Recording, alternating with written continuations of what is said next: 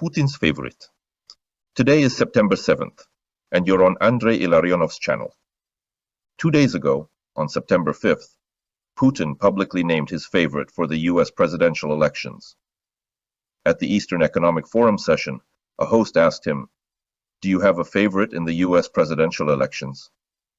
Here's Putin's word-for-word answer. "I've already said, our favorite was the current president, Mr. Biden. But they've taken him out of the race." Then he recommended all his supporters to back Ms. Harris. So that's what we will do too. We shall support her. She laughs so expressively and infectiously that it shows everything's fine with her. And if everything's fine with her, then... Here he paused and suddenly started talking about something else. You see, this Trump put in place so many restrictions and sanctions against Russia that no president before him had ever done. And then Putin goes back to his first thought. And if everything's fine with Ms. Harris, then maybe she'll refrain from such actions. End of quote. It's no surprise that Putin's statement caused the expected stir worldwide and a small explosion in the United States. It's worth noting the telling statement by White House Representative Mr. Kirby, who asked Putin, in quotes, to stop talking about our elections, period. Quote, "We would greatly appreciate it if Mr. Putin would A. Stop talking about our election, and B. Stop interfering in it." Kirby's request for Putin to stop talking about the US presidential elections is ridiculous. In world politics, it's impossible not to talk about this, including for world leaders, since it is the most important political event of the year 2024. It's a different matter for these leaders to express their preferences, declare their support, and especially to act on it. But to carry out such actions, we need not Kirby's answers at a press conference, but completely different steps. However, the Biden-Harris administration is not taking such steps against Putin's support for Harris. So what scared Kirby? Kirby was scared by how publicly Putin declared his support for Harris. This statement, that is, Harris's supporters and fans, took it very badly. They saw this statement as a real threat to Harris because, let's be honest, Mr. Putin isn't very popular among American voters. So they needed to do immediate damage control to somehow lessen the impact of Putin's statement on American public opinion. So you could see on the 5th of September, all day long, how a prepared talking point was spread through all channels linked to the Democratic Party, and then through social media, which had several very simple points. I'll go over them now. First, Putin's surprised endorsement of Harris, and right after that came an explanation of how to react to this. Listen, it's Putin. He's a KGB man. He never tells the truth.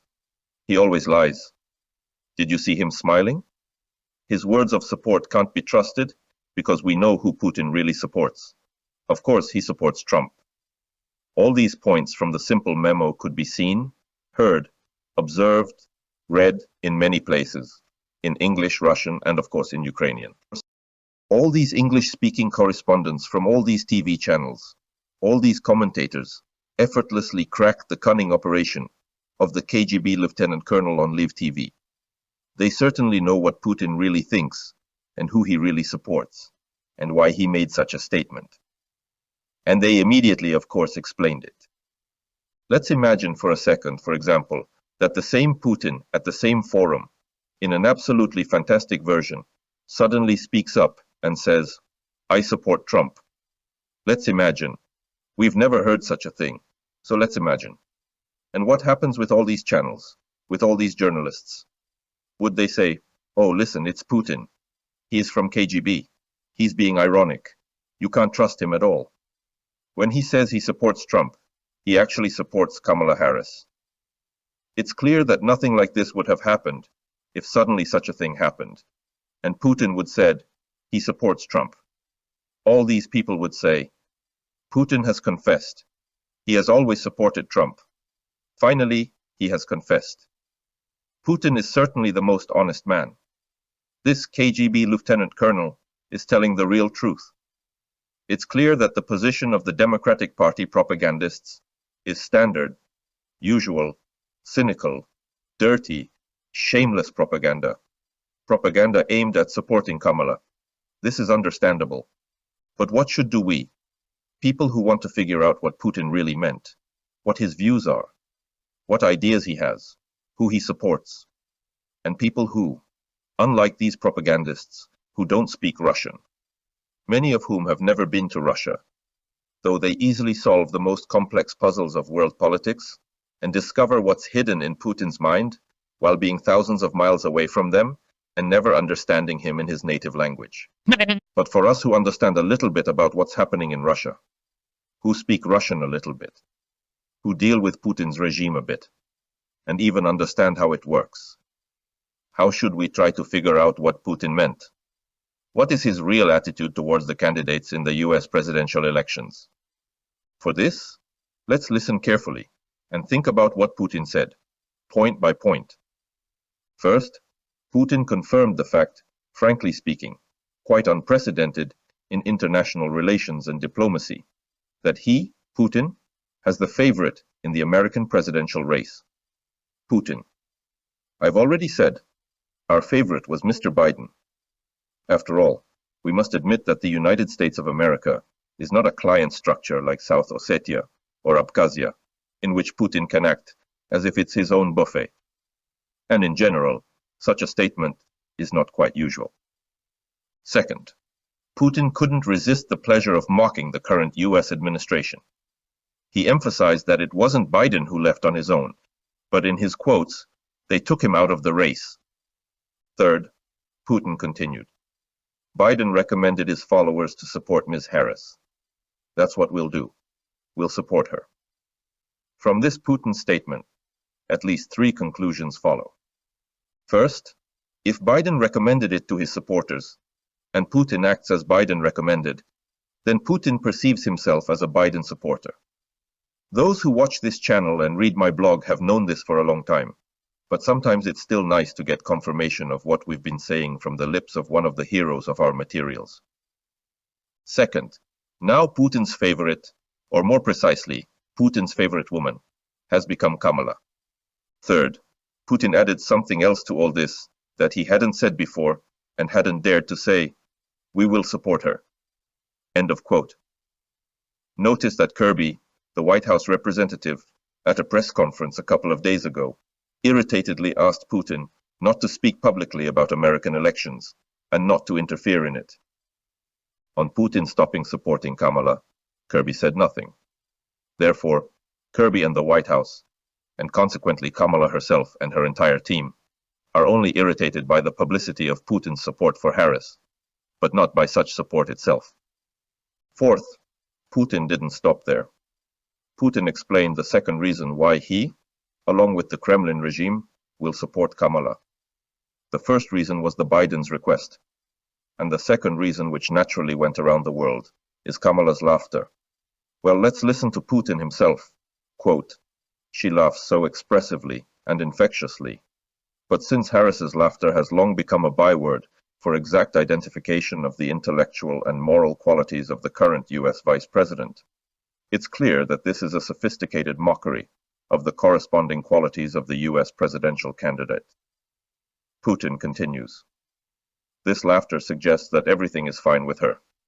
And if everything is fine with her, who among politicians can have everything fine? None, especially such a politician who holds the post of US Vice President, on whom every minute, every second, problems are piling up that need to be answered, reacted to, resolved, smoothed out. If such a politician has everything fine, it means this politician is not fulfilling their direct duties, either due to her unwillingness or inability. Well, regarding Kamala, we knew all this before, although the Democratic media in the US didn't talk about it. Putin found a way to say how he relates to her. He knew that his words will be spread all over the world. He practically said in plain text, your candidate is intellectually not quite adequate, and that is why we support her. Fifth, and here we must admit, Putin really let loose. He dictated to Kamala on Live TV, in case of her election, the actions that she will have to take as a payment for Putin's support. And if everything's fine with Ms. Harris, then maybe she will refrain from sanctions against Russia. That is, against the Putin regime, and Putin personally. Well, Putin, of course, wouldn't be himself if he didn't use the opportunity to kick Trump. Here's what he said, quote, "You see, this Trump put in place such a number of restrictions, sanctions against Russia, that no president before him had ever introduced." In this phrase, everything is valuable. Both the personal real attitude of Putin towards Trump, here this is that Trump, as well as Putin's political claims to Trump. He introduced a huge number of sanctions against Russia. Well, in general, strictly speaking, in terms of the number of sanctions, Biden is far ahead of Trump. So what's the matter then? Why does Putin draw attention specifically to Trump's sanctions and not to Biden's sanctions? The answer is that Biden's sanctions don't pose significant problems for Putin. This is known. In fact, Biden's sanctions have given Putin several $100 billion in extra revenues from energy export that allowed Putin to wage war against Ukraine and suppress the Russian opposition and terrorize the nation. But Trump's sanctions, apparently, hit Putin in very sore spots. Trump stopped the construction of Nord Stream, expelled 100 Russian diplomats, refused to extend the START treaty, lifted restrictions on energy production and export, withdrew from the Kyoto Protocol, punished the Wagner PMC in Syria, and so on. That is, Putin understands the weight, significance, and consequences of Trump's sanctions. Biden's sanctions don't represent anything important. It's important that the attitude towards Harris and Trump was demonstrated not only by Putin, but also by his, so to speak, courtiers. Immediately after this plenary session of the Eastern Economic Forum, propagandist Zarubin from TV Channel 1 clarifies with Peskov, Putin's press secretary, whether he likes Harris's laughter. The grinning Peskov answers, "Now, yes, each of us now should fall in love with Kamala Harris's laughter." In response to the question of how things were before, he explains, again with a laugh, "Well, before, we were observing, waiting for signals. Now we've received this signal." But in fact, he received the signals. Even earlier, not on September 5th, but at least 5 days before what happened at the session of the Eastern Economic Forum. A trial balloon on this matter was launched with the help of the same Peskov and Zarubin. Then Zarubin, again smirking, asks Peskov, "Biden is now out of the race, so who is our candidate now?" And Peskov, naturally, again smirking, answers, "We don't have a candidate. But of course, the Democrats are more predictable. And what Putin said about Biden's predictability applies to almost all Democrats, including Ms. Harris." In other words, Peskov on September 1st clearly and unambiguously says, Putin's candidate is Harris. Of course, Peskov and Zarubin acted out a scene based on instruction from above. And even in this same dialogue, posted by Zarubin both on air of Channel 1 and on his Telegram channel, Peskov immediately gives an assessment of Trump's words, that he can end the war within 24 hours. You can imagine this hypothetically, but this is from the realm of fantasy. Here we can compare the style of attitude towards Harris and the style of attitude towards Trump. Trump's loud statements, "I don't think there's a magic wand." Hypothetically, it's impossible to do. This is from the realm of fantasy. Thus, Putin's position regarding candidates in the US elections is crystal clear. Putin's favorite is Harris. The undesirable option for Putin is Trump. Did this position appear to Putin at the very last moment? Nothing of the sort. Back on February 14th of this year, Putin summoned his good acquaintance Zarubin to tell him what he didn't finish saying to Tucker Carlson. Zarubin asks Putin, "We have the same relevant question for us. Who is better, Biden or Trump?" Putin's answer was unequivocal. Biden. He's a more experienced, predictable politician of the old formation. And further, Putin explains what arguments for and against the two main candidates in the elections. Then in February 2024, he is guided by. Then there were two candidates, Biden and Trump. About Trump, Putin says, Trump is not a systemic politician. He has his own view on the topic of how the US should develop relations with its allies. What is Trump's position? He wanted to make Europeans increase their defense spending. And I think, says Putin, that NATO is already unnecessary. There's no sense in it anymore. Thus, what is the main danger of Trump for Putin? His non-systemic nature, unpredictability, the future increase in NATO countries' defense spending, caused by his actions, the strengthening of the alliance guarantee of strong opposition to the Kremlin's aggression. Continues on Biden. In Switzerland, they already said that Biden is incapable. Well, yes, he peeked at his paper somewhere, getting out of the helicopter. He hit his head on the helicopter. Well, who among us hasn't hit their head somewhere? Putin asks rhetorically. I'm not a doctor. I don't consider myself entitled to make any comments on this matter. Biden is an experienced, predictable politician of the old formation. That is, Biden's main advantage for Putin is Biden's old age, incapacity, predictability, and lack of effective resistance to Putin's aggression. You might ask, why did Putin suddenly start talking about Trump and Biden as candidates in the elections in February 2024? Because just by the beginning of February, the Republican Party primaries had taken place, in which Trump gained a sufficient number of electors and became the de facto official candidate. This event, Trump's entry into the de facto official status of the Republican candidate, was so important that Putin immediately staked out his position. 1 week later, Putin again with the same Zarubin, and Zarubin now asks Putin about the words said by Biden about Putin, that he's a crazy SOB. Putin's answer, we recently talked with you. You asked me who is preferable for us, for Russia. Biden is more preferable. Judging by what he just said, I'm absolutely right. I said this primarily for our audience, not for Americans. You're a Russian journalist.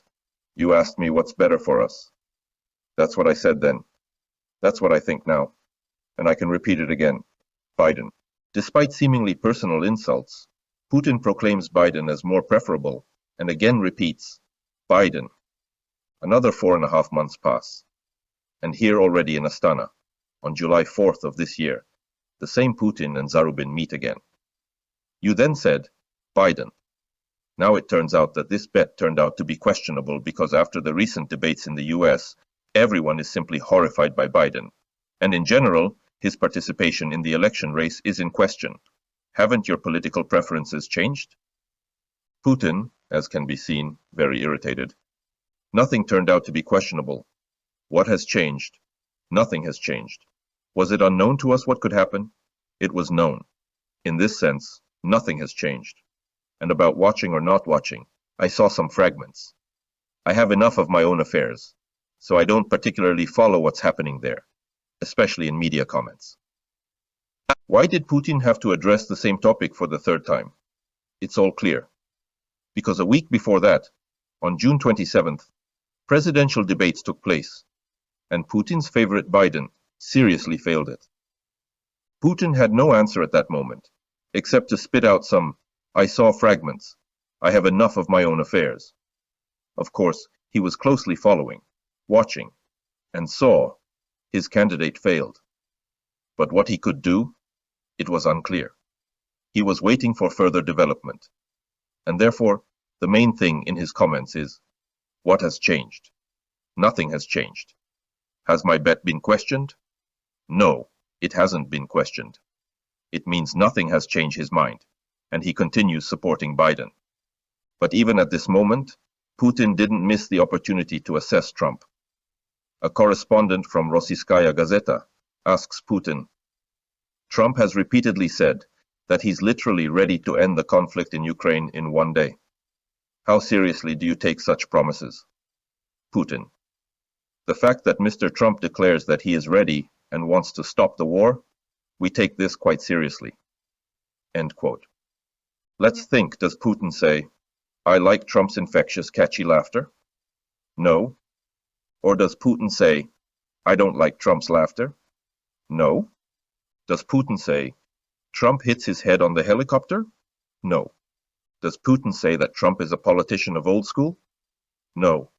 Instead, grudgingly, he admits, we take Mr. Trump's statements quite seriously. In other words, unlike Harris and Biden, there's no trolling, no mockery, no ridicule regarding Trump, his statements, proposals, actions, words. Putin is forced to treat Trump quite seriously, as he himself said. So, over the past 7 months, Putin, and after him his courtiers, all these Peskovs and Zarubins, have publicly commented 6 times on candidates in the US presidential elections. The overall score of these comments is 6.0 in favor of Biden and Harris, and 0 in favor of Trump. What do you think? Is this a cunning ploy? Let's try to extend the logical chain of Democratic Party propagandists, who tell us that Putin pretended and said that in fact he doesn't support Harris, he supports Trump. It means that he, Putin, didn't want to deal with Biden, a predictable politician, who is incapable, who needs a doctor, who reads from a paper, who can't find his way out of the hole, who talks to emptiness. He doesn't want to have such a partner. And now, when Biden is already gone, and there is another candidate, Putin doesn't want to deal with the laughing without reason and endlessly Kamala, right? Instead, according to the logic of Democratic Party propagandists, Putin wants to have, as he let slip, this Trump. Unpredictable, non-systemic, capable, risen from the ashes of accusations, judicial persecutions, impeachments, assassinations, who imposed on the Kremlin more stronger sanctions than any other US president, who annihilated PWC Wagner in Syria, who is going to flood the world market with a sea flow of oil and gas, throw the Kyoto madness into the trash. All this together would lead to a fall in world energy prices, and, consequently, to the liquidation of Putin's extra revenues, which he uses to wage the war against Ukraine, and to strengthen his regime in Russia. It is he, Trump, who promises to stop Putin's war even before his own inauguration. And it is such a prospect that Putin dreams about. It's clear that Democratic Party propagandists in the US and in Ukraine and among the Russian opposition can of course try to present Putin as complete idiot. But he's not, alas. Putin is of course a criminal, a very serious criminal, a recidivist, but not an idiot. Let's look at what Putin said 4 years ago in an interview with Russia TV channel on October 7, 2020, on the eve of the presidential elections, about his preferences regarding candidates back then, the then President Trump and his opponent Biden. Here's what Putin said about Trump then, quote, "Under President Trump, the most various kinds of restrictions were introduced. 46 times decisions were made on new sanctions, or on expanding existing ones. The administration withdrew from the Intermediate Range Nuclear Forces Treaty. This is a very serious matter. The procedures for withdrawing from the Open Skies Treaty have begun. This cannot but worry us. A number of our joint projects on creating a business council, expert council, and so on, have not been implemented. This is about Trump. And now let's carefully listen to what Putin said 4 years ago about Biden. The Democratic Party is traditionally closer to the ideas of social democracy, and from the social democratic environment once grew the Communist Party. I, after all, said Putin, was a member of the Communist Party of the Soviet Union for almost 20 years, 18 years. I was an ordinary, but ideological member of the party. Many of these left-wing values I still like. Equality, brotherhood, what's bad about that? It's akin to Christianity. In this sense, there is some ideological basis for establishing contacts with a representative of the Democratic Party. As is known throughout history, Putin continues, the Soviet Union constantly supported the movement of African Americans to realize and secure their legitimate rights. Even the Comintern wrote in the 1930s that Negro representatives of the working class and white workers have one enemy, imperialism and capitalism. And Putin continues, they wrote that this people could be the most effective in future revolutionary struggle. So here too, there is something that, if not unites and relates us, then is common values. People of my generation remember that we had a moment when huge portraits of a member of the US Communist Party, an active fighter for African American rights, Angela Davis, were hanging all over the Soviet Union. Therefore, it seems that here we can talk and find at least some basis for attention. Biden personally said that he is ready to extend the START treaty or to conclude a new treaty on the limitation of strategic offensive arms. And this is already a very serious element of our possible interaction in the future. End of quote. So, with Trump, Putin had and still has a number of very serious problems. And with Biden, Putin has so much in common. Communist ideology, common values, working class, African Americans, Angela Davis, Comintern. The main thing that Putin and Biden have in common is that they have a common enemy, the one that Putin tenderly calls imperialism and capitalism. Putin absolutely accurately identifies the essence of Biden then, 4 years ago, and then Putin understood that he couldn't find a better ally in the US in the war to destroy free society and Western civilization. Naturally, Putin supported his favorite Biden in 2020 election. And then, having seen that his approach turned out to be correct one, Putin was supporting Biden in the 2024 elections. And what was 4 years before that? On October 27, 2016, at the Valdai Club, Putin said literally, regarding the so-called favorites or non-favorites in the election campaign in the United States. First, an enemy image is created in the form of Russia, and then it is declared that Trump is our favorite.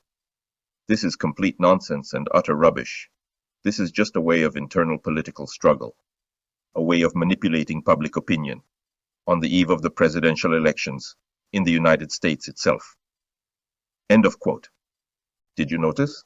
In 2016, Putin exploded with indignation at the mere suggestion that Trump could be considered by someone as his favorite. This is complete nonsense. This is utter rubbish, Putin declares. And in 2024, he declares completely calmly, openly, confidently, and it must be said, completely justified. Our favorite was the current president, Mr. Biden. He's been removed from the race, leaving. He recommended all his supporters to support Ms. Harris. That's what we'll do. We'll support her. So, over 8 years from 2016 to 2024, at least 8 public statements by Putin personally and his closest courtiers regarding preferred candidates in the United States presidential elections, in which Donald Trump participated at different times in different situations. The dry score is 8.0. 8 for any candidate except Trump, 0 for Trump. Whoever and whenever, under whatever conditions would perform in a pair with Trump. Putin's choice was for any other candidate, except Trump, for Hillary Clinton, for Joe Biden, for Kamala Harris. Today, now in 2024, at the recent session of the Eastern Economic Forum, Putin solemnly promised that in the US presidential elections of 2024, he will support his current favorite, Kamala Harris. All the best to you.